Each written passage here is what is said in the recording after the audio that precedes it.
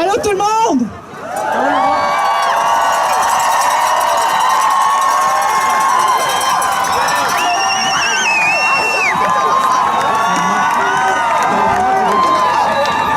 Aujourd'hui, c'est un grand jour. Aujourd'hui, on est tous rassemblés ici pour parler de choses importantes. Aujourd'hui, on va vous faire des discours avec des beaux mots. On veut vous exprimer tout ce qu'on a à vous dire sur les changements climatiques. On commence avec Anne-Julie. Bon discours, ça va être le fun!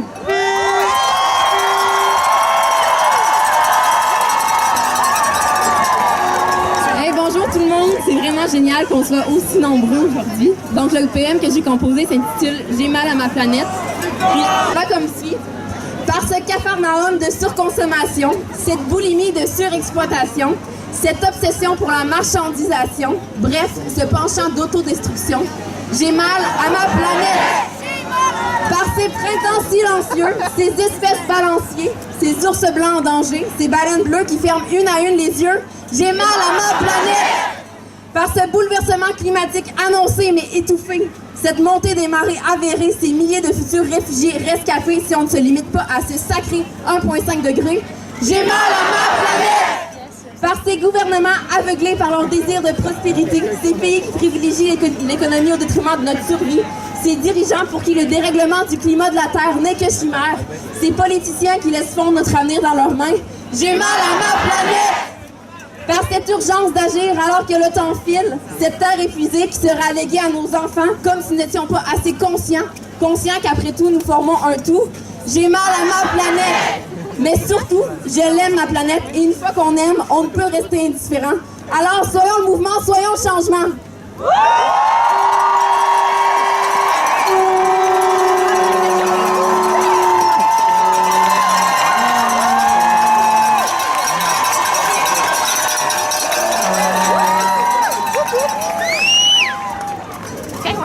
Le 15 mars marquera l'histoire. Cette journée de mobilisation internationale pour le climat nous réunit tous sous une même lutte et sous un même combat. On se rappellera de cette journée comme le début d'un mouvement révolutionnaire et on se souviendra de nous comme les instigateurs d'un mouvement de grandeur.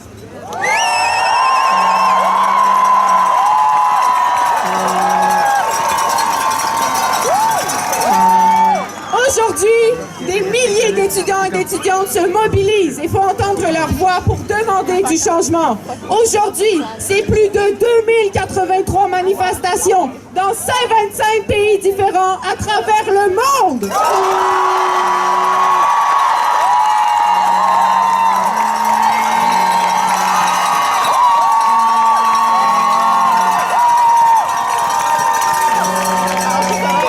Par cette marche, nous dénonçons l'inaction gouvernementale, mais également l'inaction mondiale. Nous crions pour que le gouvernement et les institutions scolaires prennent des mesures concrètes pour faire face au changement climatique. Nous n'avons plus le choix d'agir et de pointer du doigt la déresponsabilisation gouvernementale. En cette journée de mobilisation d'envergure, la planète s'invite à l'Université Laval, s'adresse à Monsieur Justin Trudeau, Premier ministre du Canada, Premier ministre Monsieur François Legault, Premier ministre du Québec, Monsieur Benoît Charette, ministre de l'Environnement, et tous les législateurs.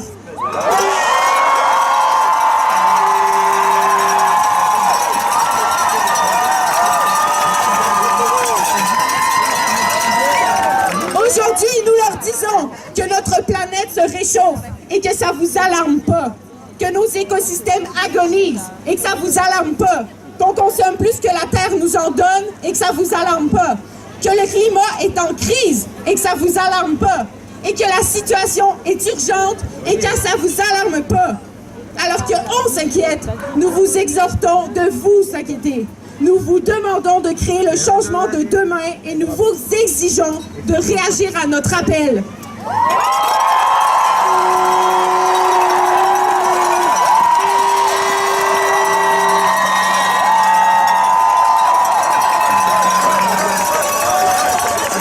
Aujourd'hui, tous les législateurs législateurs, vous avez le pouvoir et les solutions entre vos mains. À vous d'agir!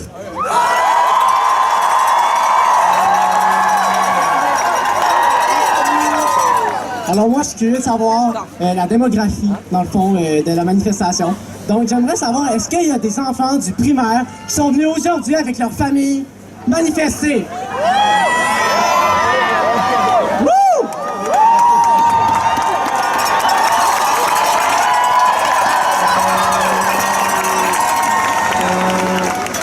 Est-ce qu'il y a des élèves du secondaire?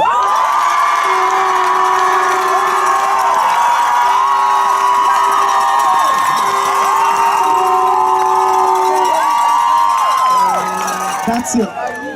Est-ce qu'il y a des élèves du cégep?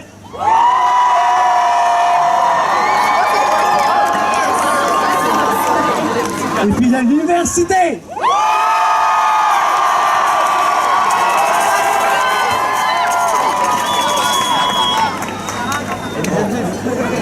Les parents?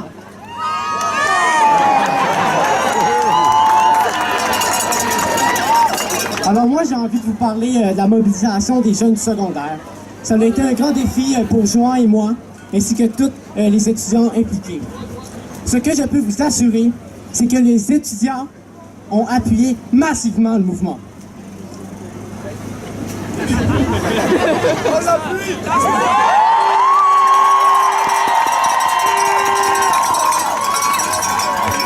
Par contre, nous avons rencontré plusieurs obstacles.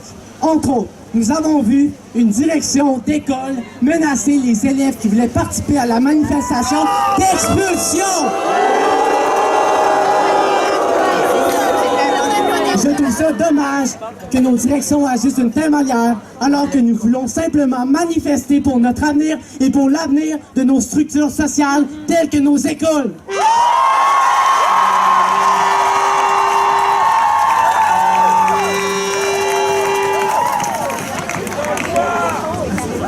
Vous savez, en fait, je crois que les directions ont peur. Et puis tant mieux. J'espère qu'ils ont autant peur de ce mouvement que moi j'ai peur pour l'avenir de notre planète.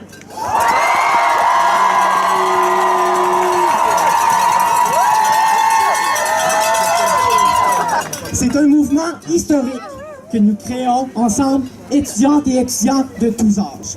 De l'enfant à l'étudiant universitaire, du primaire au doctorat, nous sommes réunis aujourd'hui pour dénoncer l'inaction des gouvernements face à la crise climatique et humanitaire.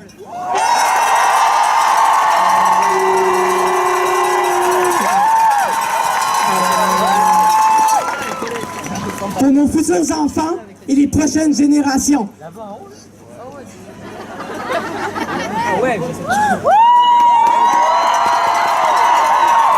Nous sommes réunis aujourd'hui pour protéger notre planète et ses ressources essentielles, pour de l'air pur et de l'eau fraîche, pour les réfugiés climatiques et les familles menacées par les changements climatiques.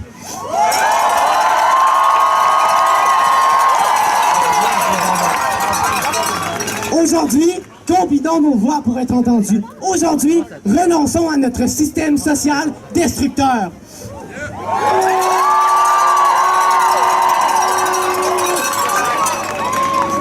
Aujourd'hui, écoutons le cri d'alarme des scientifiques. Aujourd'hui, battons-nous pour notre futur, car demain, il sera trop tard.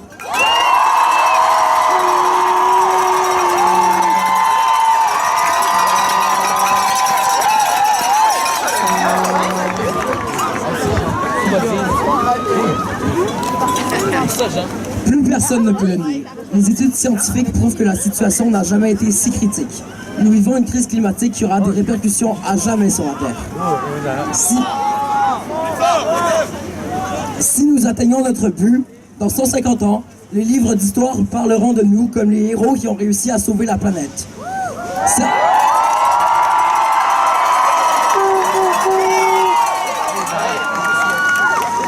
Certains ne le réalisent pas, mais nous avons assez de potentiel pour révolutionner le système dépassé dans lequel nous vivons.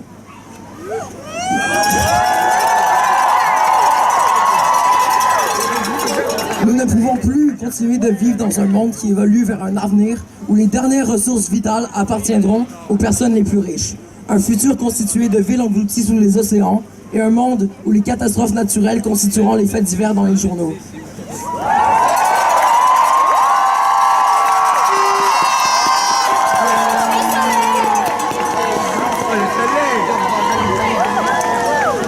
Suis-je le seul à trouver ça absurde que les adultes soi-disant matures qui contrôlent la planète se foutent de ce qui est clairement une des plus grandes menaces que le monde moderne ait connue? Suis-je le seul à trouver ça inacceptable que le ministre de l'Environnement québécois ait rejeté une motion qui obligerait les gouvernements à assurer le respect des obligations climatiques du Québec?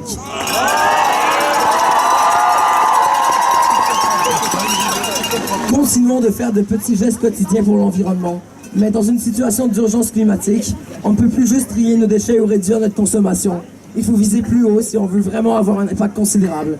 Montrons-leur, eux qui détruisent l'avenir de leurs enfants. Montrons-leur que des adolescents vont changer le monde.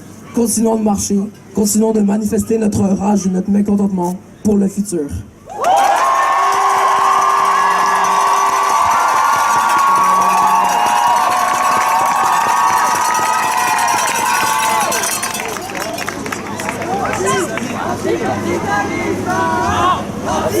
Anticapitaliste! Anticapitaliste! Anticapitaliste! Anticapitaliste! Anticapitaliste!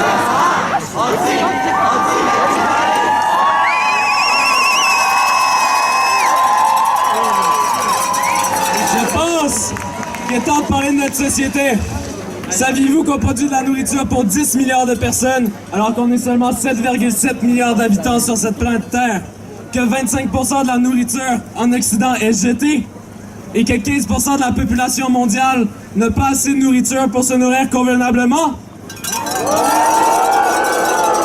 Mais pourtant, on n'a jamais été aussi efficace en agriculture. On a moins de fermiers, on a moins de fermes, mais on produit plus. Mais à force de vouloir produire plus et plus efficacement, on produit trop. Et nous sommes développés une conformité des produits pour satisfaire notre matérialisme. Ces critères-là nous ont amenés dans un monde de suremballage pour compenser les distances affolantes que parcourent nos aliments. Parce que nous voulons toujours plus et toujours moins cher. Et pour cela, nous consommons encore et encore. Et ainsi, au nom du progrès et de la croissance économique, nous tarissons les rivières et polluons les cours d'eau. Et ainsi, au nom du progrès, nous acceptons que le poumon de la Terre soit décimé pour qu'on y produise du soya et du bovin, car notre silence est une approbation à leur pratique. Et ainsi, au nom du progrès, nous polluons à outrance, car tout doit être plus rapide, plus efficace. Au nom du progrès, nous épuisons les dernières ressources de la Terre. Au nom du progrès, nous avons même oublié de chérir la beauté de notre propre planète. Et maintenant, au nom du progrès, on veut changer les choses!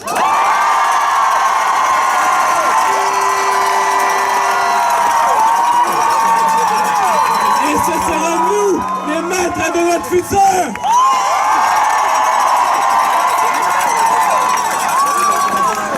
La crise est indéniable, insurmontable, c'est le temps d'agir ensemble!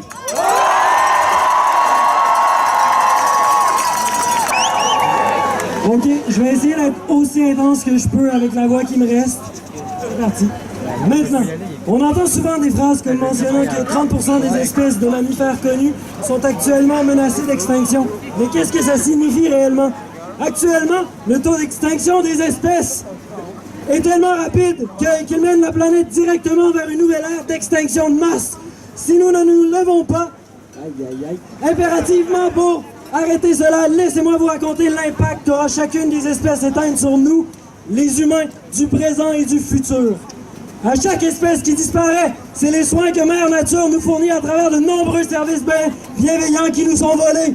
À chaque espèce qui disparaît, c'est l'accès à une eau propre retenue par le tissu même de notre environnement qui est balayé.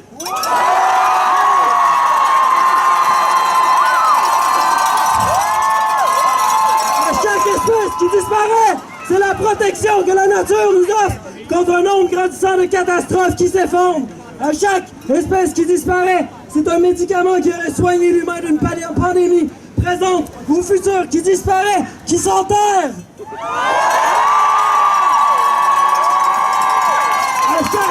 espèce qui disparaît, c'est le caractère distinctif social et environnement de chaque région qui s'efface, se dissipe. À chaque espèce qui disparaît, ce sont les traits culturels uniques, présents et futurs qui s'érodent.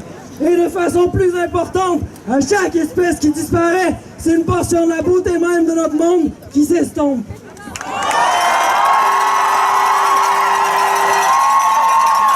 Si on est réunis ici aujourd'hui, on le sait certainement. On vient pour freiner la crise environnementale. On vient pour arrêter la destruction rapide des écosystèmes dus aux activités humaines. On vient pour marcher pour le climat.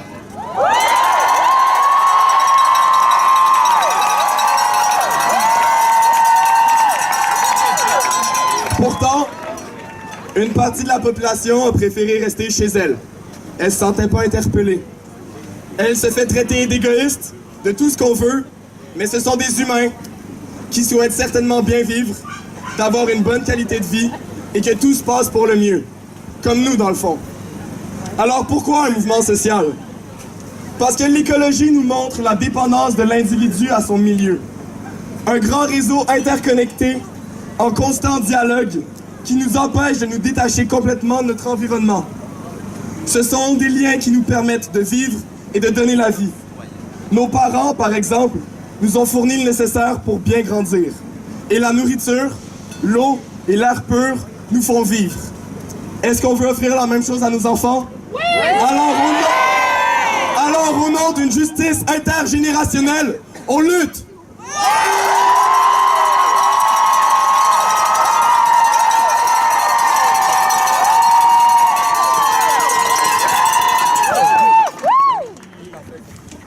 Notre impact est néfaste pour la biosphère, du moins en ce moment. La nature nous le montre, elle manifeste clairement son mal. On apprend à l'écouter, à s'en soucier, à s'occuper d'elle. Surtout quand ces symptômes reflètent notre société malade. Alors, au nom d'une éthique soignante, on lutte.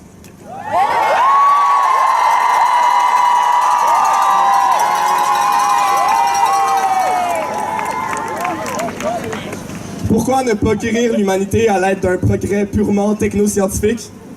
Parce qu'un filtreur d'air ne remplacera jamais un arbre.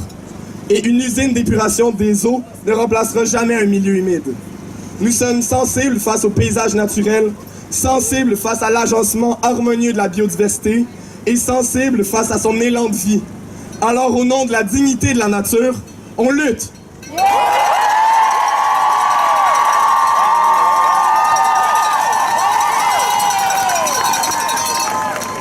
Dans nos têtes, on a maintenant une conscience morale.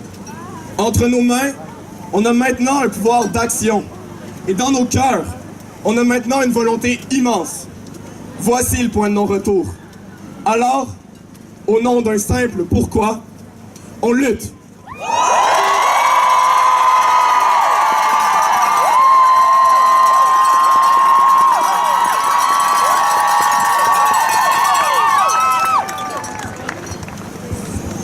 Aujourd'hui, nous sommes rassemblés sur l'espace public pour exprimer notre mécontentement face à la passivité de nos gouvernements et de nos institutions en matière de crise climatique. Aujourd'hui, ce n'est que le début d'un combat qui sera acharné.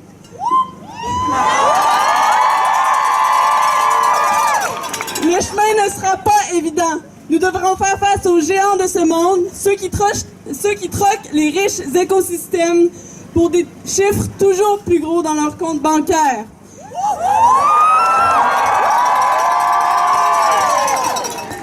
L'espèce humaine sera à son tour menacée d'extinction. Mais d'ici là, l'espoir sera notre plus grand allié. Parce qu'il n'est pas trop tard. Pas trop tard pour s'unir, pour se lever, pour parler, pour crier, pour que tout le monde nous entende. Et c'est ensemble que nous y arriverons.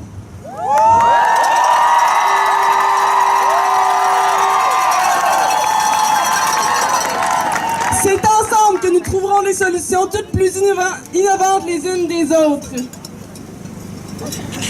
Une fois rassemblés, nos capacités sont infinies. C'est pour ça que je vous appelle aujourd'hui à rejoindre cette lutte qui ne fait que commencer.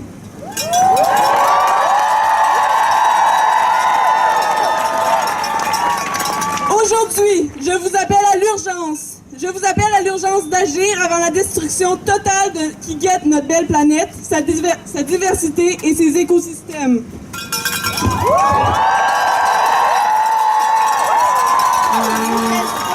Je vous appelle à la panique. Comme Greta l'a si bien dit, je veux que vous paniquiez, parce que c'est notre maison qui est en feu.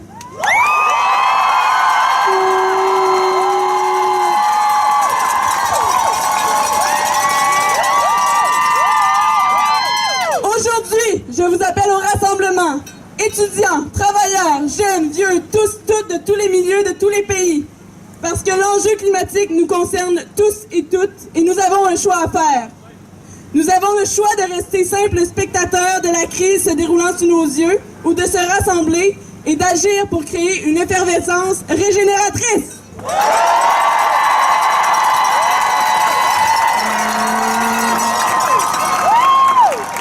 Ce choix se présente à nous individuellement et collectivement. Nous laisserons-nous taire ou agirons-nous ensemble pour faire entendre nos voix?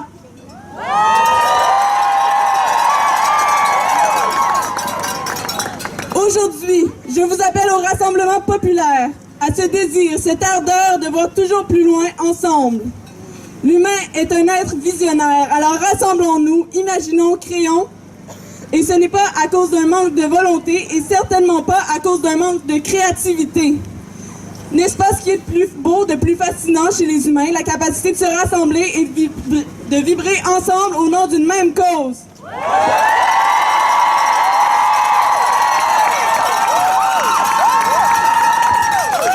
Ensemble, créons une éco-conscience collective et créative. Aujourd'hui, je vous appelle aussi au courage. Au courage de regarder les choses en face et d'apprivoiser le changement. Au courage d'en parler, de transmettre le message, transmettre l'appel à vos amis, votre famille, vos voisins. Parlons-en maintenant!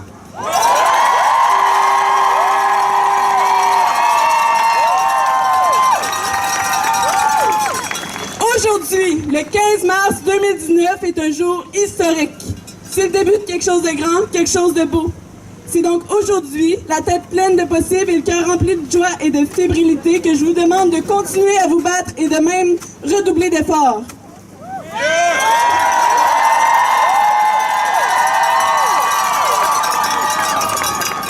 Devant l'inaction de nos législateurs, je vous invite à nous joindre. À joindre le mouvement à l'échelle nationale lors d'un congrès rassemblant tous et toutes désireux et désireuses de changement.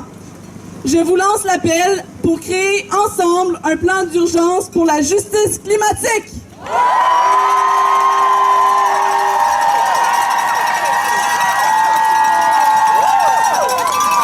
Parce que c'est seulement rassemblés que nous pourrons gagner cette immense bataille. À qui la rue? À qui la planète?